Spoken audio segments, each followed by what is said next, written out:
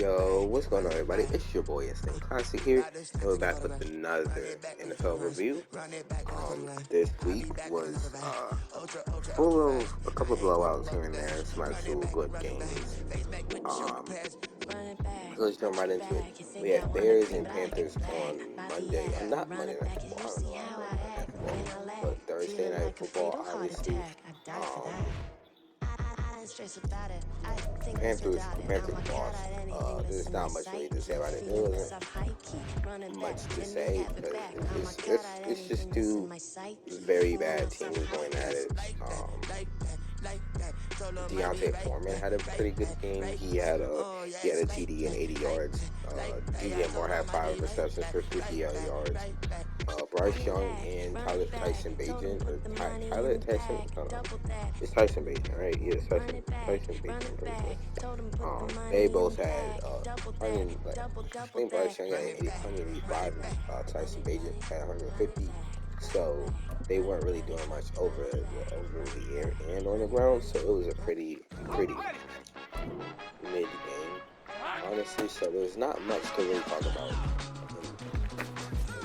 And like, as a football fan, I hate when those type of things happen, and I hate it more as like YouTube, because then there's not much to really talk about, and now you have to fill in the void of, okay, there's not much to really talk about. What can I really find that actually make it work?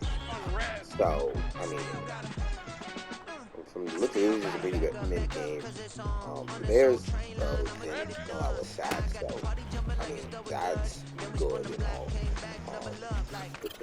Between two teams, there were 12 points all together, so obviously, you're gonna have two bad offenses going at it. Of course, you're gonna have a lot of punts going on. So, is it really that surprising? No, it's really not, because again, we kind of expected two terrible teams when they're going against each other. You know you're going to get it's going to be a game where once the game gets going, and there's going to be lots of competition that whoever decides to suffer less in the game, they're going to win. Because that's what happens. Whoever sucks less ends up winning. It's just sucked less today, and they ended up getting a win. Here we go. Honestly, that's if you suck less than the other team, you're gonna win. So now we got the Colts and Patriots. I honestly thought the Patriots would win, and they should have won. Had Mac Jones not thrown that absolutely terrible pick. I mean, if you're a first round pick and you can see it's really good, if you're a first round pick, so obviously you're considered really good. It was an easy, from what it looked like from my perspective, it looked like he could have easily made the pass, right? It seemed like an easy pass run for something, and yet he absolutely bombed. He underthrew it, and he's the reason why the Patriots lost. So I would not be surprised at all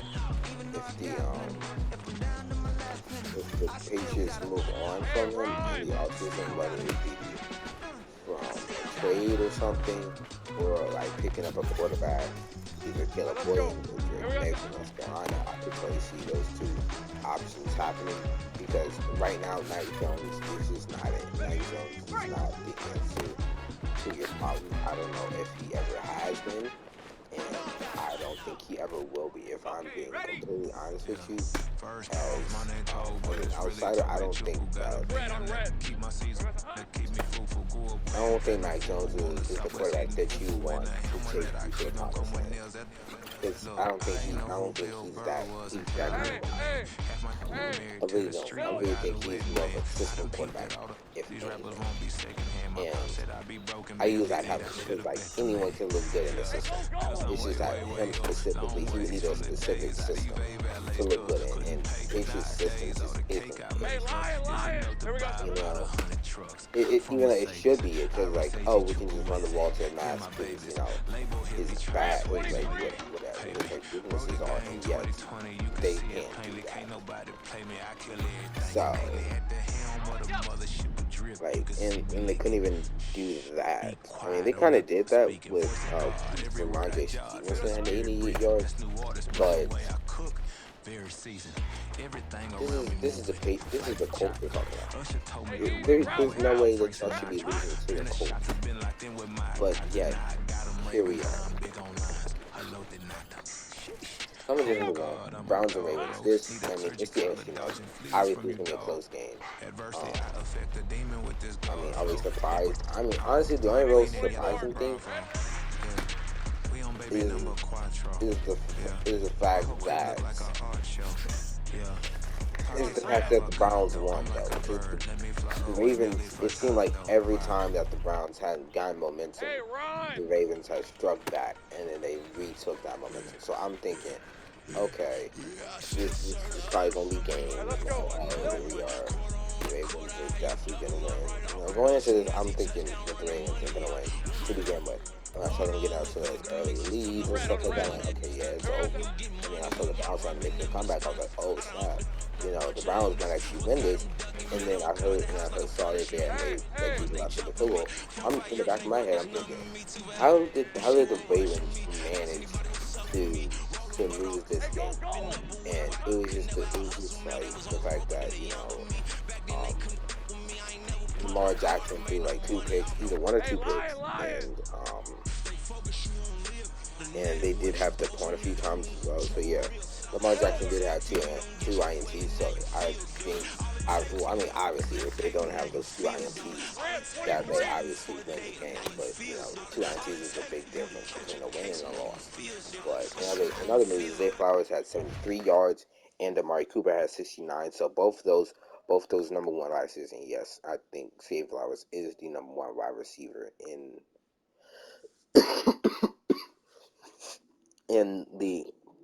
the Ravens offense. They both had really great games, so you would love to see that. And I'd love to see Zay Flowers, I'd love to see how he progresses, because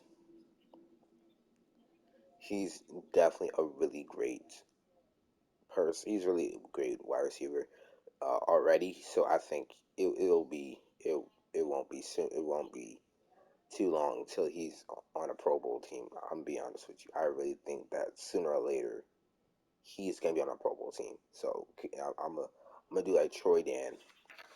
I'll be Troy Dan, and I'm gonna in the next 3 years. Zay Flowers is gonna be a Pro Bowl. I'm pulling my Troy Dan. Troy Dan in 2016 predicted that Giannis Antetokounmpo was gonna be an MVP.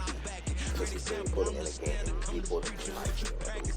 So yeah, I'm gonna put on my Troy Dan ass, and I'm gonna try to predict that stuff. In the next 3 years, right? Zay Flowers is gonna hit the ball. Bank on it. I'm banking. I'm pretty banking on it. Let's go. So yeah. Alright. Steelers and Packers. Jesus Christ, the Packers are bad. I mean, I know they're bad, but like, I didn't think they'd be this bad. Another thing, the Steelers are 6-3. I never thought, I'd see the day where the Steelers are 6-3 with Kenny Pickett down. I mean, but I'm not saying. I mean, he didn't really do much. Kenny Pickett didn't really do much yet. 14 for 23 and 126 yards, which, I mean, in an offense where you don't really have to do much, that's pretty good.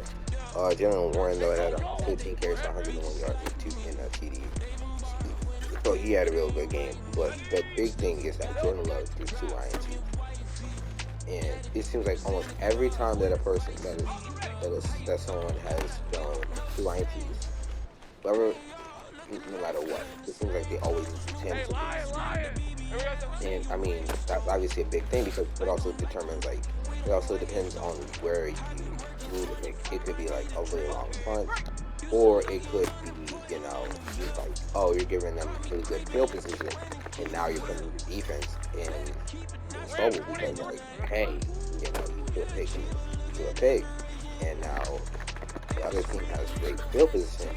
So it's just like it really depends on where you threw it at and how early or late in the game it was. Because if it was like really early in the game, then sure, I guess it's fine. Because like, okay, it's early in the game, you still have a chance to come back or whatever. But if it's like late in the game, like fourth quarter ish type stuff, like with Mac Jones, he threw it, and with 4 minutes left to go in the fourth quarter. And you see how that starts turning, bro. They lost the game. So it depends on where it is and how soon in the game or how late in the game it happened. All right, let's go. But either way, still two INTs is two INTs. But yeah, Packers lost, Steelers win. I'm happy because I hate the Packers. As a Cowboys fan, I despise the Packers. We got the Jaguars and 49ers. Oh my goodness gracious. Jaguars just could not get nothing going this game. Like, I think the 49ers like 5 takeaways. Like 5 takeaways or something like that, I'm pretty sure. Because they had 2 fumbles, 2 INTs, so they might have had 4. But I could have sworn they had 5. They had 4, but I could have sworn they had 5 though. I thought I heard the commentator say, "That's the 5th takeaway of the game," or something like that. I don't know. I could be missing anything, but then again, I probably am. You know, I could have sworn they had 5 takeaways. But you know, this is a great bounce back game for the 49ers against a really good Jaguars team. This definitely is put them back on the right track. They really needed that momentum after that 3 games they really needed that momentum. They really needed to win because you know who knows what would happen if they lost 4 games in a row. You know, then that's just like a whole mountain of doubt on them right now. Like, ever since y'all beat Dallas, y'all didn't look too good. What happened to y'all? Or they like now we look at the potential of the 49ers being frauds this year, like are these frauds? Like I don't know. It's kind of crazy how, but hey, good for the 49ers. Y'all got y'all bounce back. Y'all end up winning the game. They really did need that though. Vikings and Saints. This game was really good. The Passtronaut. Josh Dobbs had 268 yards in a TD, and James Winston had 202. I mean, I was surprised. It's Jameis Winston. I mean, this man cannot throw picks.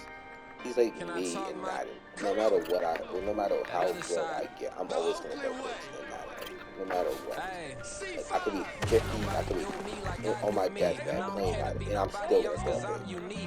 Like, it's like no matter what, it's in his blood. It's in his blood to throw a pick. It doesn't matter what's going on. He's gonna find a way to throw a pick. So I don't know. Yeah, like I said, again, if you throw 2 picks, you're gonna lose the game. But Chris Olave was out there in other news. In other news, Chris Olave was out there. He had 94 yards in the TD, and then T.J. Hawkinson had 11 for 134 in the TD. So he went off today. Passtronaut was really kind of enough. I'm gonna be honest with you. I really like that name, the Passtronaut. That's honestly such a sick name. Like, imagine being called the Passtronaut. Like, he's an astronaut, but he's also a quarterback. Like, dang, bro. As if you didn't know, that's for God's will actually higher by now. So yeah, an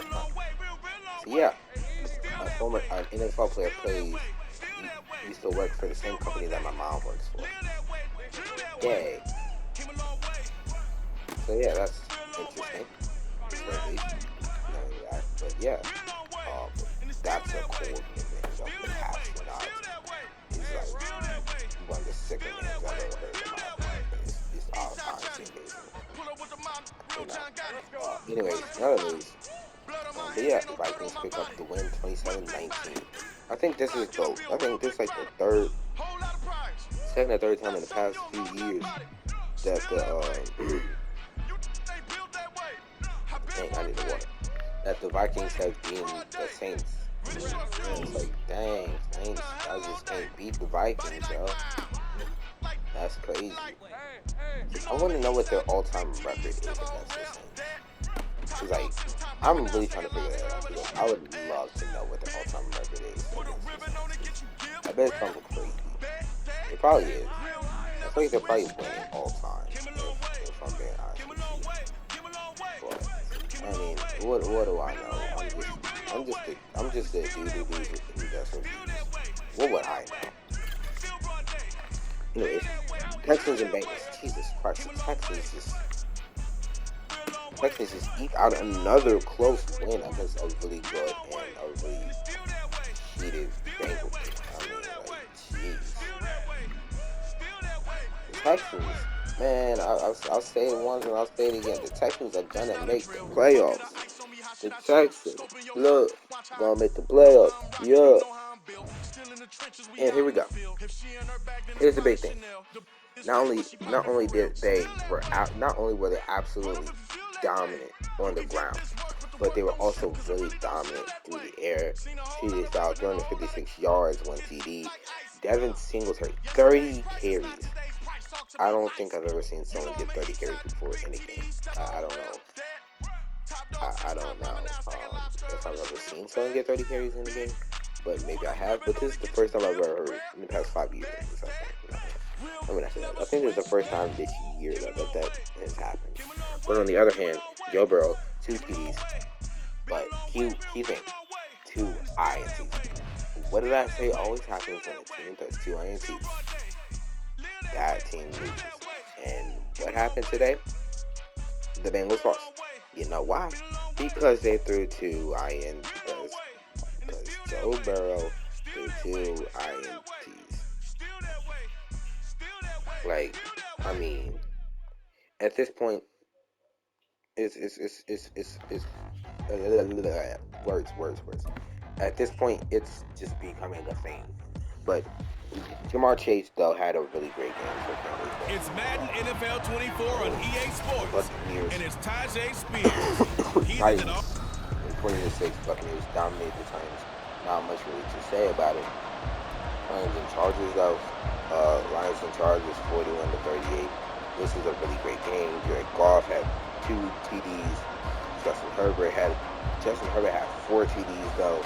Monra had 156 in the TD, and Keenan Allen had 5 and 2 TDs. Wow, seems like we were just starting training camp, but here we are in October, and off we go on EA Sports. And he almost flirted with disaster there, but it does get into the end zone before going out, overall, and they'll bring it out to the 25. I mean, so I was here surprised come the that Bills this on was offense for the first time. Not pass They'll heavy, be led out but by someone who needs less heavy introduction than any player in the league. A Super Bowl champion, the league's most valuable player for a second time, Patrick Mahomes. And you and I both know that any win is a good win, and that's what they did last week. But there's also plenty for him to work on in his game, wasn't there? Yeah. 2 touchdowns, an interception. Yeah, you know, he wants to increase that little bit of ratio. It's the Lions and the Colts. 2 highest scoring offenses. Great weapons. Opening quarter, his opening carry of the game, and I think they'll give it to him a few more times, as they should. You're exactly right about that, but that type of a run, you want to repeat it many times until they show signs of stopping it. I think he did his visualization exercises before this one, and they're paying off. Great game, they'll wind up getting just a yard, and it's second down. You talk about this Miami defense. They come into this one ranked number 17, so just starting the bottom half of the league against the Pats. And when you're getting ready to face the #1 overall offense, there he goes left side. All the way home for a Bills touchdown. Terry McLaurin, his 5th touchdown now on the year. And the Bills need just 3 plays to go down and take the early lead. Extra point by Ryland up and good. And that makes the score 7-0. Now Pinion with the kickoff honors following the touchdown. And here comes a return from a few steps into the end zone. And that decision to bring it out ends up being a good one. Cost him about 5 yards as he's tackled at the 20. So here come the Dolphins now as they get set to take over on offense. They'll be led out by a man who took that huge jump everyone had hoped for in year 2. One of the game's brightest young stars. That's Trevor Lawrence. The word is potential, potential. Think about this guy from the time he was in high school. One of the top prospects going to college, coming out of college, mentioned as a generational type quarterback. He looks the part. Tall, big arm, surveys the field, and can take off and run when under duress. 2 yards the loss, 2nd and 12. I like the strategy. Extra tight ends, extra beef. They want to run the football, but that means they probably want to run it inside. If he gets strung out on the perimeter, He's just have a person that if you give him the right coaching staff, he can be good. This defense for the Bills, they were terrific a week ago when they went over Washington. Yeah, he gave up 17 points, but that's what you would consider a goal for each and every defense, because if you give up 17... Oh, his first throw of the game going to be intercepted. And they will finally get him, but not until he's all the way down inside the 15-yard line. And this, Charles, definitely not what they were wanting to see. Remember, he threw 3 interceptions in the loss last week, and now he gives the ball away again here in the very first quarter. And you have to think that this was drilled into him all week, too, by his teammates, by his coaching staff. They told him all week long, we've got to protect the ball. Probably crossed that fine line with giving him good advice and saying it too much. And it turned out that it got into his head a little bit. For the Giants. Here's Pierce. He is going nowhere in a hurry as he is going to lose yardage here in a big way. Call it a full 3 yards in the wrong direction there. Brings up 2nd down. This defense is a difficult one to prepare for. One of the best in the league. They'll come at you from all angles, and they did a nice job there stopping him for a loss. Now from the 7, here's 2nd and goal. Once so more, it's Pierce. And he's going to press this one forward as they stop it right around the 1. He had 12 carries, Nice run there as he picks up 6. It's going to be 3rd and goal now. And Brady went to a nickel defense, and that's a surprise this close to the goal line, because ordinarily you use the back end of the end zone, the sidelines as extra defenders. And that is caught. Touchdown, Buffalo. Chris Olave. His first touchdown of the year. And the Bills have taken a 13-0 first quarter lead. So, this is a great. Well, it was 3rd and 1. I was expecting run so much for that. They pass it, they score it. That had the feel of the head coach telling the offensive coordinator, you've got 4 downs here. We're going to go for it on 4th down unless there's a disaster on 3rd. Go ahead and take a shot if you want to. And he gratefully accepted the opportunity and did exactly that. If they didn't get it there, that had the feel that they would come back and try it on 4th down. No matter so they'll go ahead and accept the penalty. To lose to that team. So, I mean, this is the Seahawks we're talking about, and the Seahawks are much better. After the roughing penalty on the PAT, they'll kick off from 15 yards further upfield. And that'll carry over the back line of the end zone for a touchback. So Miami coming out for their 2nd drive. Charles, it's kind of gut check time. Look, I know it's early, first quarter, just their 2nd drive of the game, but they've already thrown the interception, given up the score. You're down double digits. They got to figure out something pretty quickly here. No doubt about it. And when we look at that sideline, I'm sure you're observing the same thing I am. I don't like the body language at all. They look like they're in a state of stunned disbelief. So to me, we always talk about someone stepping up and making a big play. I think it would behoove them if multiple guys step up and make big plays right now. To the races down the right side. And he'll be taken down, but not before they work it across midfield. So 1st and 10 now in Buffalo territory at the 47. And here's a give to Spears. And he edges forward, but only gets a pair of yards out of it. And it's 2nd down. Well, the numbers for Spears on the ground a week ago, he was able to topple the 200-yard mark and a rushing touchdown for good measure. And what I found surprising, all those yards he accumulated, only found the end zone just once. That doesn't even seem fair. But still, the 200-yard mark, something he can always carry in his back pocket. Look at this Buffalo defense. Against the pass, they're toward the middle of the league.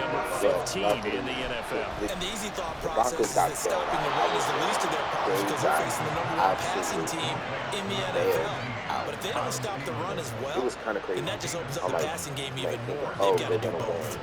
They're gonna win. I think it would have been interesting to see what they would have done if they hadn't gotten the first down there. But since they did, I guess the point is moot. Yeah, they're right there in that middle ground, field goal range, punt, go for it. But as you said, they picked it up. But it's the fact that they won. It's the fact that they were even that close in quarter one. to begin with. I really thought that this was going to be another blowout, another 70 to 20, another 70 to 20 blowout going. Here I am. On first and 10, it's Spears. And he is met at the line of scrimmage, and he goes down right there. Calling no gain on the play, and it'll be second down. Okay, that was week 10. Now Lawrence to throw. Not too many more weeks to go before playoffs. And his throw is going to be incomplete. That big man coverage and decided to test him early.